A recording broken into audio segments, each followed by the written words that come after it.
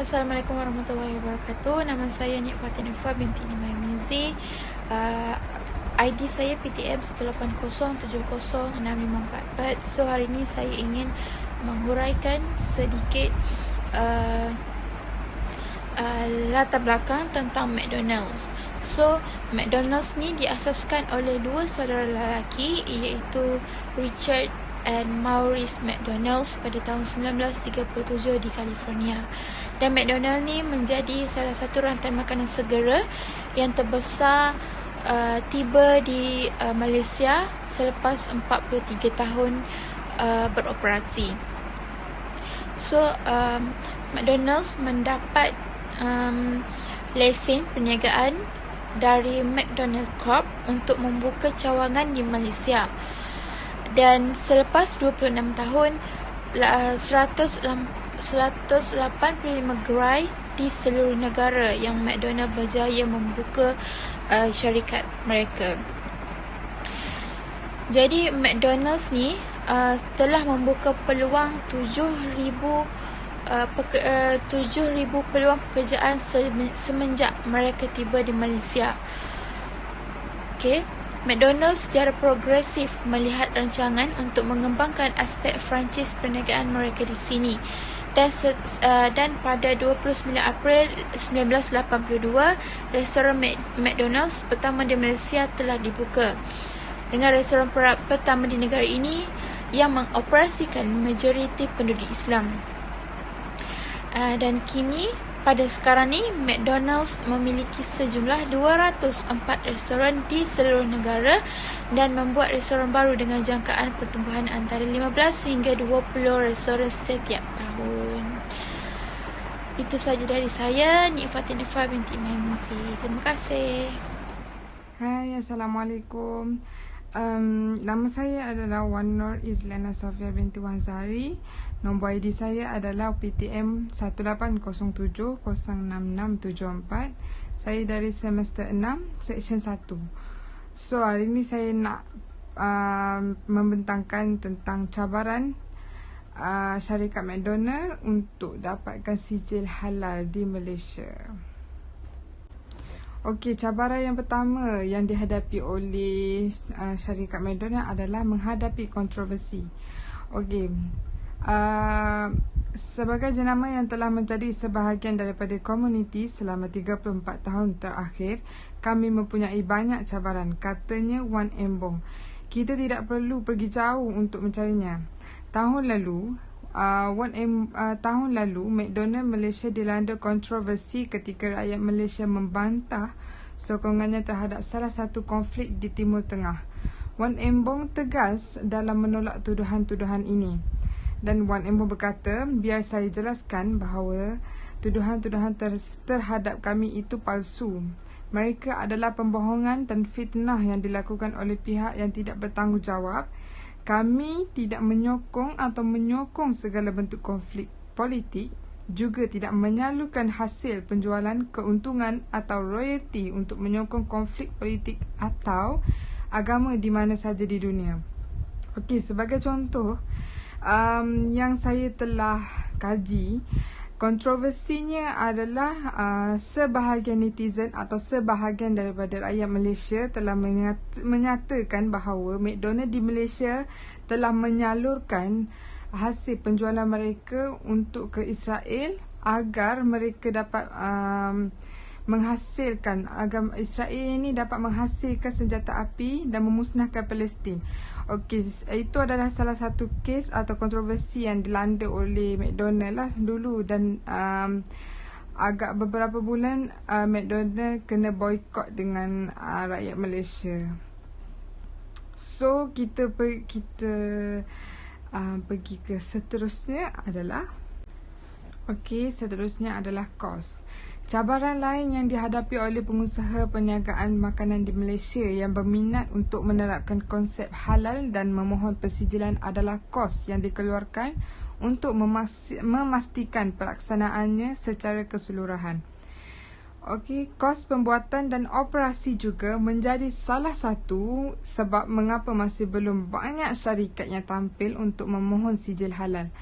Kenaikan itu dikatakan hingga 10% daripada kos pembuatan standard biasa untuk menubuhkan perniagaan halal certified. Beban kos tambahan sangat berat, terutama untuk pemasa pertama perniagaan tertentu. Kos tambahan diperlukan kerana sebagai syarikat yang diperakui halal, mereka perlu menggunakan peralatan dan pengangkutan yang terpisah untuk membezakan antara produk halal dan bukan halal. So sebab itulah banyak syarikat yang menyatakan kos untuk dapatkan sijil halal ni agak tinggi sekarang kerana banyak penggunaan seperti mesin-mesin yang perlu pisahkan antara produk yang halal dan produk yang bukan halal. Jadi itu adalah salah satu sebab cabaran kepada syarikat McDonald untuk dapatkan sijil halal. So itu sahaja daripada saya. Hai, Assalamualaikum. Nama saya Fatin Nurhaiza Alisa binti Muhammad Zaman. Saya dari semester 6 session 1. Hari ini saya akan membentangkan berkaitan isu untuk mendapatkan sijil halal. Jadi hari ini kita akan ada 4 isu yang berkait rapat. Jadi saya akan kupas satu persatu.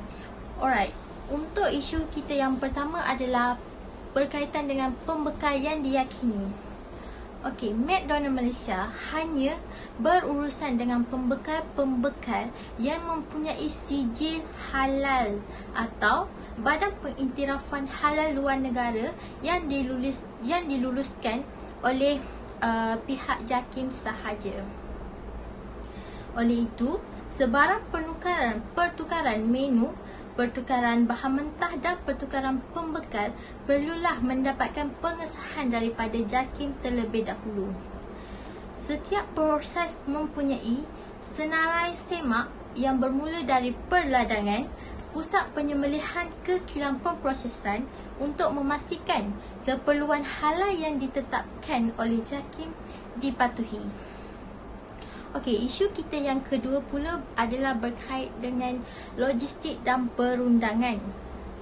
Bagi memastikan rangkaian proses halal McDonald tidak terjejas, McDonald juga memastikan logistik dan gudang yang digunakan perlulah memiliki sijil halal Malaysia yang dikeluarkan oleh JAKIM. Oleh itu, McDonald mengamalkan pembelian berpusat di mana pembekal termasuklah dari luar negara perlulah menghantar produk ke gudang dan logistik terlebih dahulu sebelum dihantar ke restoran 3 atau 4 kali seminggu. Isu yang ketiga pula adalah kualiti dan keselamatan makanan. Okey, keselamatan para pelanggan adalah merupakan keutamaan bagi pihak McDonald. Oleh itu, McDonald sentiasa mematuhi amalan-amalan kualiti dan keselamatan makanan yang tinggi dan dihasilkan mengikut syarat-syarat keperluan halal yang ketat. Jadi, ini bermakna McDonald Malaysia sentiasa selamat dimakan. Okey, isu kita yang terakhir adalah berkaitan dengan kebersihan. Halal ini bukan sahaja merangkumi hal-hal yang berkaitan dengan makanan sahaja. Halal juga dia merangkumi hal yang berkaitan dengan kebersihan. Oleh itu, penting untuk McD memastikan setiap premis dan makanan yang dihidangkan mencapai standard kebersihan yang tinggi. Selain itu, JAKIM juga akan membuat pemeriksaan berkala bagi memastikan pematuhan syarat-syarat halal ini di tempat, contohnya tempat penyimpanan, pengendalian, pembungkusan ini sentiasa dalam keadaan Kelebihan McDonald yang pertama ialah menyerap budaya tempatan. Seperti McDonald memberi peluang kepada rakyat tempatan untuk memilih restoran kegemaran mereka bagi menukar papan tanda restoran dari McDonald's kepada McD. Ia memberi kelebihan besar kepada McDonald. Seterusnya, mewujudkan menu terbaru yang sentiasa menjadi trend terkini dan menyebabkan para pesaing mengikuti trend tersebut. Sebagai contoh, nasi lemak McD. Seterusnya, McDonald mempunyai pasaran perniagaan yang luas di seluruh dunia kerana jenamanya telah dikenali hampir 60 tahun. Oleh itu, tiada sekatan perniagaan yang dihadapinya sama ada dari kerajaan tempatan dan di luar negara untuk memulakan perniagaan. McDonald sentiasa konsisten dalam penyediaan makanan secara cepat dan teratur seperti McDonald menyediakan kios pesanan skrin sentuh bagi memudahkan pelanggan dan pekerja. Kekurangan McDonald yang pertama ialah risiko kemerosotan kewangan, salah urus, ketidakpuasan pelanggan dan penjanaan pendapatan yang rendah. Syarikat sangat bergantung pada franchise yang berfungsi secara bebas dan oleh itu mereka tidak mempunyai kawalan terhadap prestasi mereka dari hari ke hari. Seterusnya, McDonald menjadi salah satu makanan yang paling sibuk sering menghadapi masalah kerana gangguan dalam rantaian bekalan. Juga, ia menghadkan ketersediaan produk yang sangat penting untuk operasi. Oleh itu, apabila franchise mengalami gangguan seperti itu, perbelanjaan operasi meningkat dan mengakibatkan pengurangan pendapatan dan keuntungan yang lebih rendah. Seterusnya, menu sarapan McDonald telah hilang pesona hampir 1 dekad. Penjualan sarapan McDonald tidak terkalahkan terutama di Amerika Syarikat. Namun pada bulan Mei 2018, CFO syarikat menerima bahawa mereka telah menyaksikan penurunan dalam penggunaan menu sarapan McDonald. CEO dipecat pada November 2019. CEO McDonald iaitu Steve Easterbrook dipecat setelah mengadakan hubungan persetujuan dengan seorang pekerja. Ini melanggar dasar syarikat. Juga, Dewan Syarikat menyatakan bahawa Steve telah menunjukkan pertimbangan buruk kepada syarikat McDonald. Assalamualaikum warahmatullahi wabarakatuh. Nama saya Nurul Azila binti M. Syafri, PTM 180706485. Saya akan sambung yang tadi, iaitu analisis cabaran dan cara McDonald tangani isu tersebut melalui penggunaan SWOT. McDonald mengekalkan kedudukannya sebagai pemain teratas dalam industri restoran makanan segera global melalui strategi yang menangani faktor dalaman dan luaran dalam analisis SWOT. Kerangka analisis SWOT mengenal pasti faktor perniagaan dalaman dan luaran yang paling relevan yang menentukan kejayaan syarikat. McDonald menggunakan pelbagai strategi untuk menangani faktor-faktor ini. Namun, syarikat itu menghadapi banyak masalah berdasarkan keadaan yang muncul di pasaran global. Analisis SWOT ini menunjukkan kebimbangan yang paling mendesak yang harus ditangani oleh McDonald untuk terus menerajui industri ini. Analisis SWOT McDonald Corporation menunjukkan bahawa syarikat mesti menangani kepelbagaian dan fleksibiliti proses serta pembangunan dan inovasi perniagaan. Jadi, kekuatan utama bagi syarikat McDonald adalah imej jenama yang kukuh, kepelbagaian pasaran sederhana dan proses standard. McDonald mempunyai imej jenama yang menjadikan perniagaannya berdaya saing. Kekuatan utama lain adalah kepelbagaian pasaran berdasarkan kehadiran syarikat di kebanyakan wilayah di seluruh dunia. Faktor ini mengurangkan risiko berdasarkan pasaran. Sebagai tambahan, McDonald mempunyai sistem proses standard yang komprehensif yang merupakan kekuatan yang menyumbang kepada kecekapan perniagaan dan konsistensi produk. Aspek analisis SWOT McDonald ini menunjukkan bahawa syarikat mempunyai kemampuan untuk mengekalkan operasi yang berkesan. Kelemahan McDonald pula adalah kelemahan McDonald dikaitkan dengan fokus, produk dan proses pasaran syarikat. Aspek analisis SWOT ini menunjukkan faktor strategik dalaman yang membataskan prestasi syarikat. Kelemahan utama McDonald adalah seperti flexibility proses terhad, kepelbagaian produk yang rendah, kerentanan terhadap penurunan pasaran barat. Penyeragaman McDonald memastikan ketekalan tetapi juga mengurangkan fleksibiliti syarikat dalam menanggapi variasi pasaran tersebut.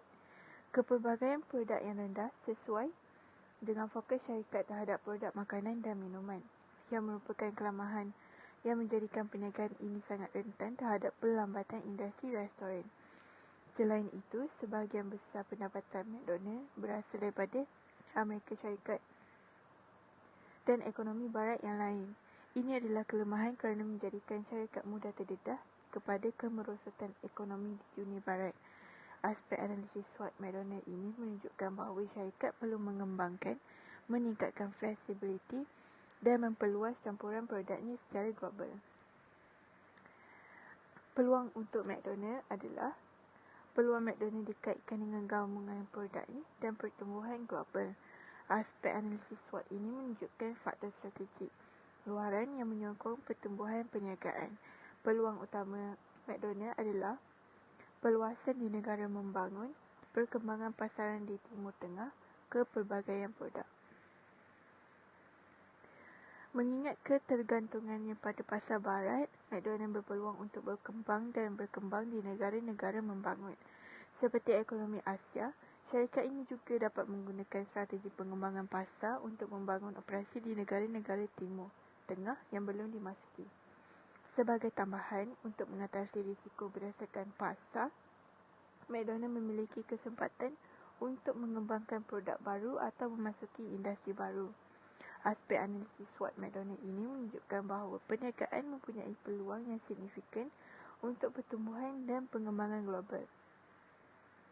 Dan akhir sekali adalah ancaman menghadapi McDonald.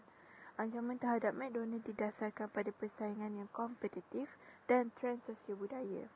Aspek analisis SWOT ini berkaitan dengan faktor strategik luaran yang membatasi pengembangan perniagaan.